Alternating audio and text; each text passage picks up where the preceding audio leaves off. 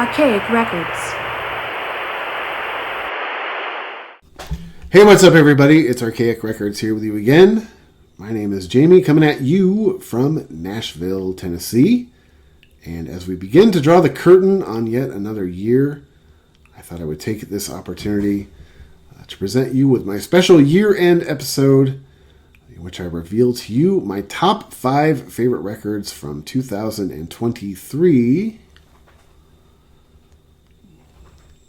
as well as a few other honorable mentions mixed in there. Hey, where'd you go?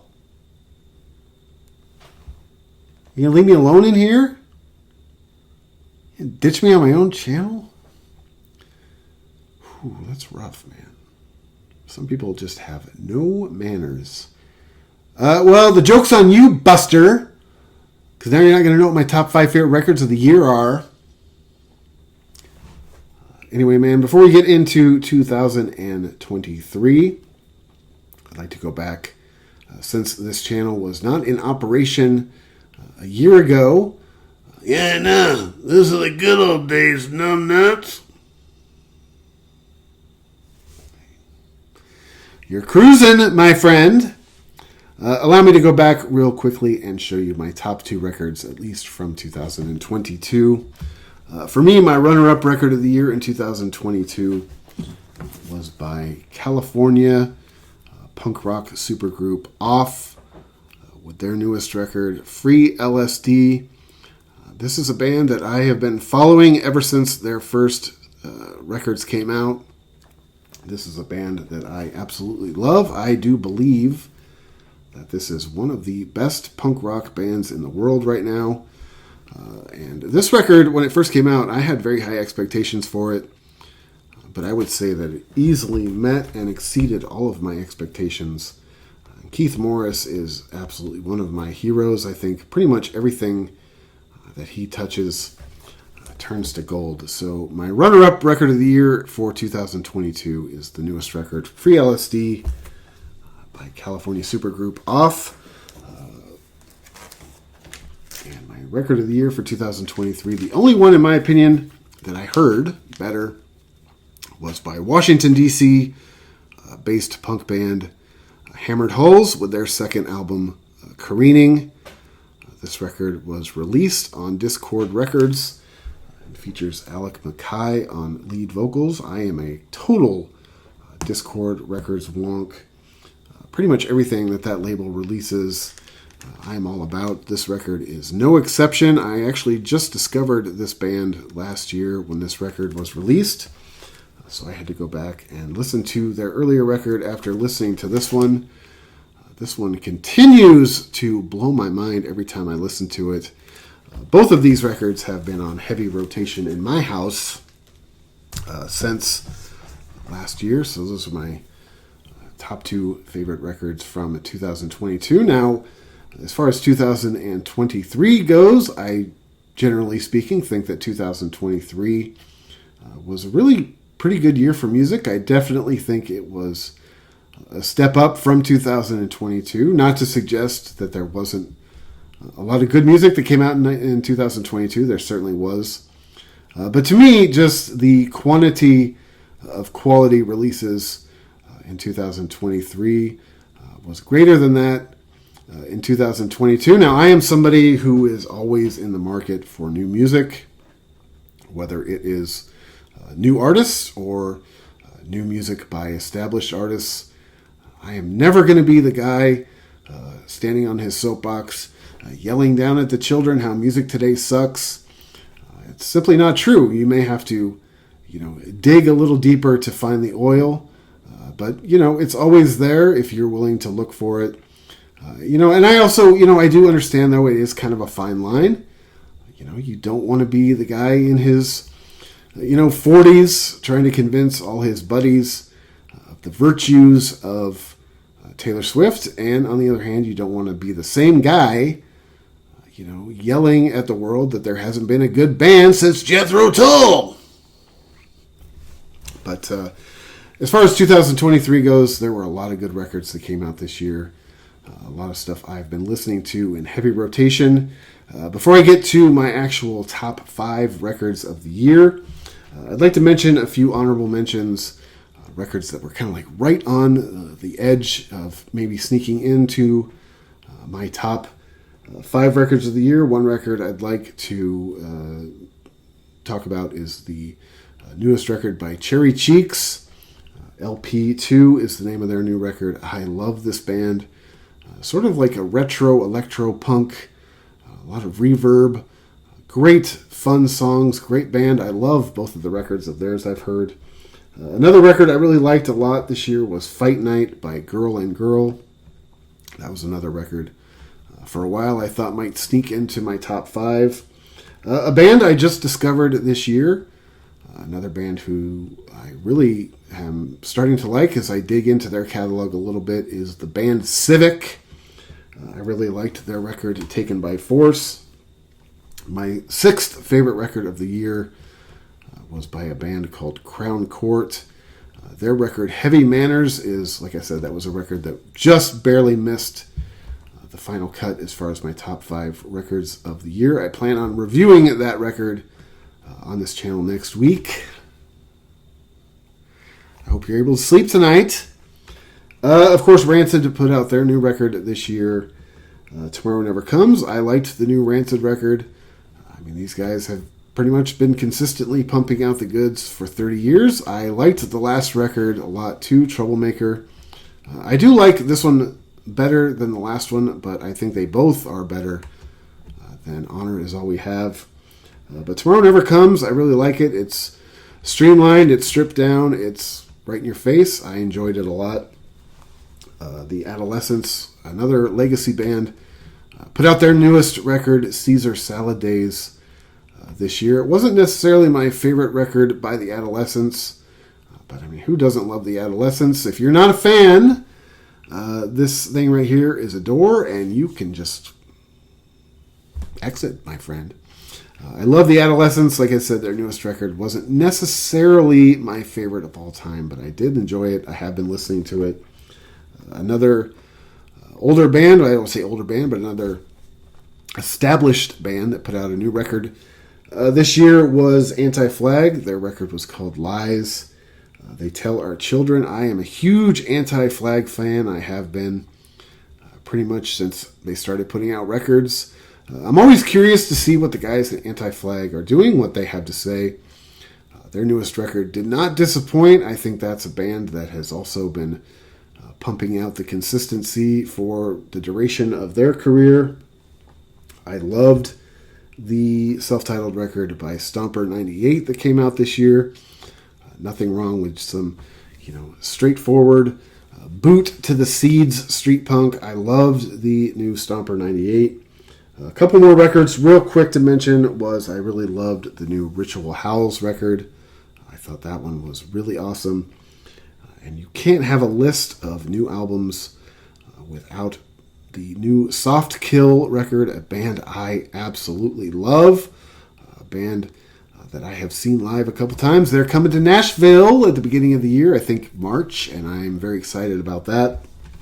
But I loved their new record, Meta World Peace. I had to have somebody explain to me what the title of that album meant. I had no idea what it was referring to, and according to what I was told, Meta World Peace is the name of a basketball player.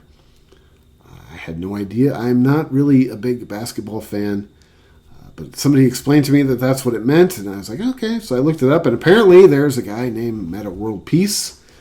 I'm not familiar with his work, if you know what I mean. I do know that Softkill frontman Tobias Grave is a big sneaker file, so I don't know if that inspired the name of the album or not, but regardless, I love it. It is another album I love. There are a lot of records that came out in 2023. Those are some of the best, in my opinion, but just not quite as good as the top 5 that made my final cut. So without any further ado, without wasting any more of your precious time, let's get right into my top 5 records of 2023. For me, number 5 is the newest and self-titled record from British punk band Grade 2. This is a band I have been following really since the beginning of their career. This is a band that I would say I'm a pretty big fan of. This is a band that continues to get better and better and better with every record, at least in my opinion, and this one is no exception. For those of you who are unfamiliar with Grade 2, they do sort of a modern take on street punk, skinhead rock and roll, sort of a poppier version of street punk. I always tell people who are unfamiliar with Grade 2, if you took Rancid and Last Resort and threw them into a blender, this is kind of what comes out the other end. These guys are great players, they're great singer, they're great songwriters, and Sid Ryan, who, by the way, has one of the coolest names in music today. I can only imagine how my life would have turned out differently had I been named Sid Ryan. It's hard to imagine a kid named Sid Ryan receiving wedgies in the bathroom of his high school. But regardless, Sid Ryan is a great singer. These guys are great players. And they are really a great live band. If you are sort of on the fence on how you feel about this band, if you haven't made up your mind, go see them live. They translate very well live. These guys love what they do, you can tell, and it really comes through in their live show. To me, this is a band that feels like they're like right on that cusp of kind of reaching the next level, which has been accomplished through their own hard work. These guys are one of the hardest working bands, I would say, in the scene today. I mean, if they aren't on tour or putting out a record, you might want to do a welfare check on them. They've also benefited from getting to tour with some of the bigger bands in the scene, and of course that has given them exposure all over the world. To me, all of which is deserved. This record is great. You should go out and check it out if you haven't. To me, some of the most noteworthy tracks on the record, which they're all good in my opinion. I love the song Judgment Day. I love the song Fast Pace. Under the Streetlight is great. Don't Stand Alone. And my favorite song on this record is Street Rat Scallywag. So for me, number 5, British punk band, self-titled record from Grade 2. For number 4, my 4th record of 2023. This requires a stylistic change, if you will. This band was formed in Dublin, Ireland in 2017. I think you could describe this band as being dark, introspective, and emotionally turbulent, sort of dark wave post-punk revivalists. The Murder Capital, their newest record is called Gigi's Recovery. This is a band that I wasn't super familiar with until this record came out. I gave it a listen based on a review I read of it, to be perfectly honest with you, and I absolutely fell in love with it. If you are unfamiliar with the Murder Capital, if you're a fan of bands like Joy Division, the Pixies, Echo and the Bunnymen, Killing Joke, In Letter Form, Soft Kill, I think that this is a band that would be right up your alley. I love their lyrics. They're very dark and gloomy, depressive lyrics. Musically, this band has a very diverse sound. They kind of run the gamut from sounding very retro 80s, post-punk, new wavy, into some very modern sounding music that a lot of it I hadn't heard before. A lot of it is, moody. It's dark. I once told somebody that listening to this record is like showering yourself in everything that you would write into your suicide note. One of the issues I have with music like this, when I have issues with music like this, is if it comes from a place where it feels like fabricated, it's really transparent to me. But when it comes from a place of authenticity, like this record does, like I assume this record does, this is the kind of record that to me, sticks with me forever. I anticipate listening to this record forever. I mean, the misery is strong with the Murder Capital. For me, some of the, standout tracks on this record are the song Crying, Return My Head, Ethel. Belonging is probably my favorite song on this record. It is absolutely excruciating. And I also love the title track, Gigi's Recovery.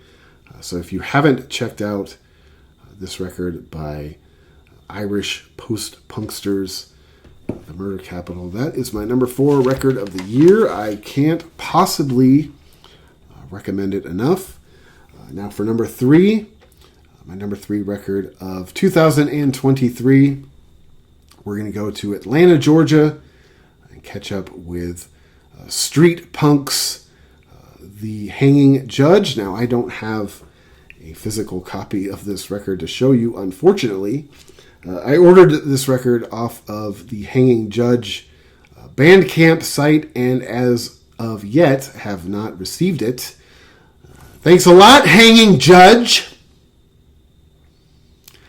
I hereby find you guilty of running an inattentive Bandcamp page, and with the authority entrusted to me by the fine people of Tennessee, I hereby sentence you to send me my CD right now.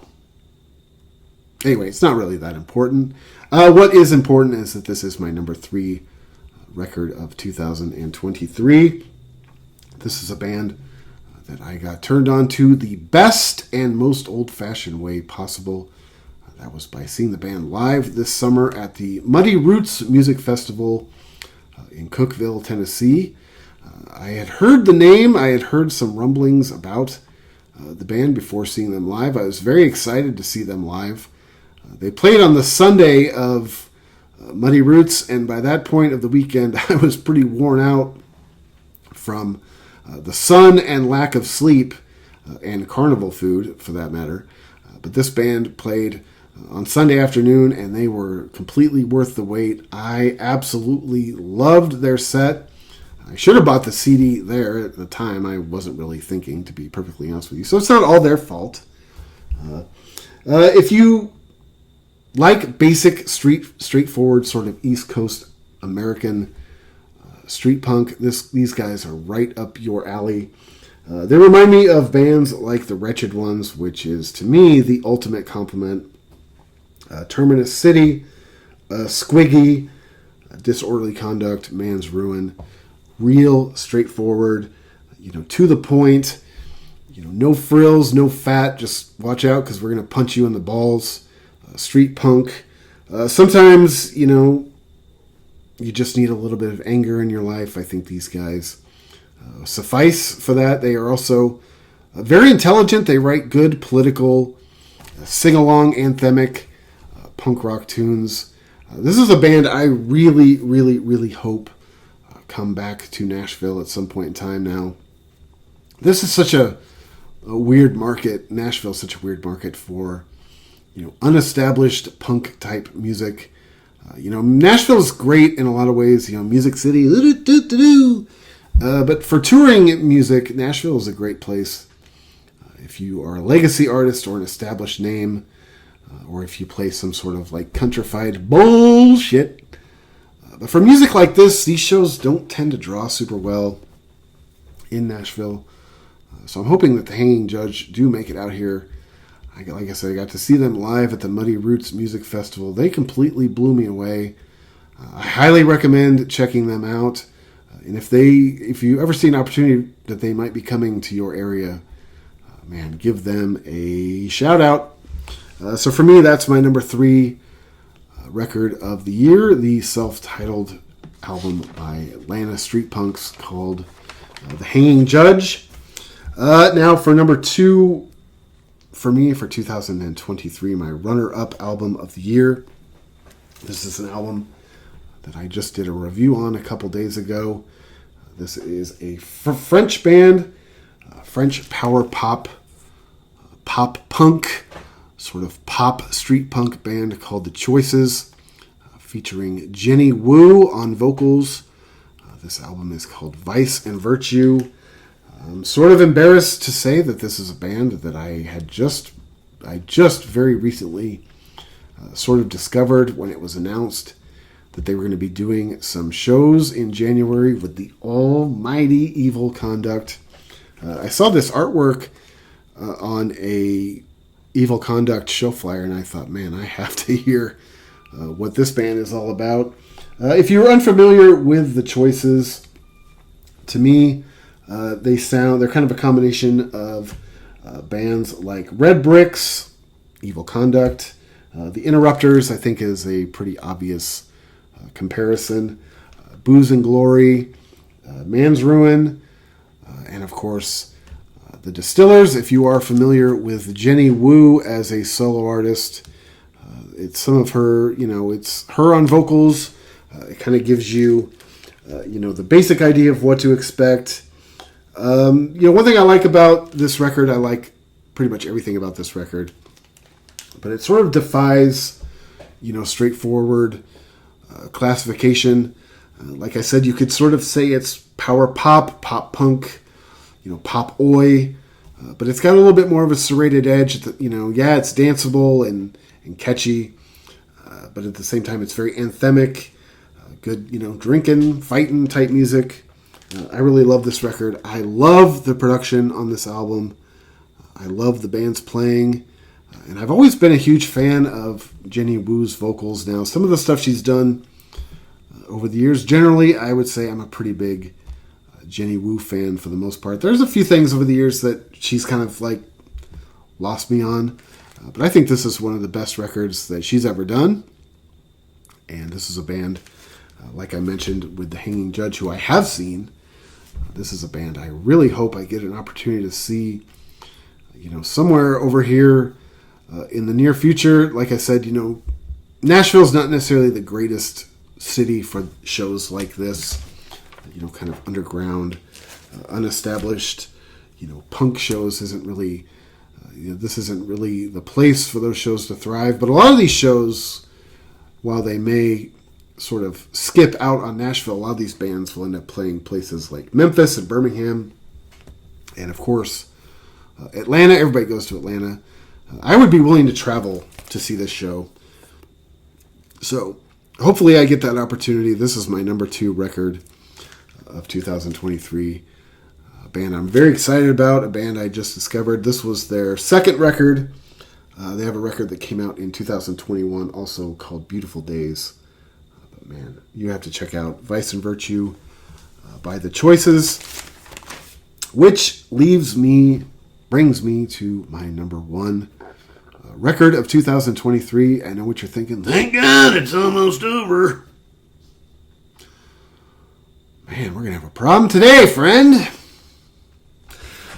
Anyway, for me, my number 1 record of the year. This was kind of a tough choice. There were a few records I thought could win out. All of the ones in the top 5 were really kind of close this year.